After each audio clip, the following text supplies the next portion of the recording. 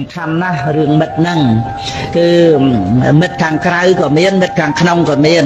មិត្តខាងក្រៅសំបីតែម្នាក់ទៀតមានប្រយោជន៍មានតម្លៃជាងប្រាក់រាប់ម៉ឺនលានដុល្លារណានឹងឯងយើងមានប្រាក់អាចអស់កម្លាំងចិត្តបាត់បង់ទឹកចិត្តដោយប្រការណាអាចសម្លាប់ខ្លួនបានណាតែបើមានមិត្តម្នាក់ដែលអាចនឹងជួយឲ្យយើងមានកម្លាំងចិត្តយើងមានរឿងអីប្រាប់មិត្តមានរឿងអីប្រាប់មិត្តកល្យាណមិត្តហ្នឹងគឺមិនមែនចិត្តទៅយករឿង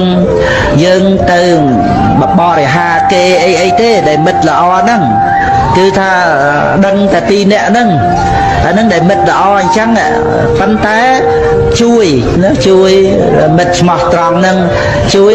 និយាយជួយលួងលោមយើងអាចមានកម្លាំងចិត្តរស់នៅបានមើលទ្រព្យម៉ឺនលានដុល្លារអាចឲ្យយើងស្លាប់បានណាមិន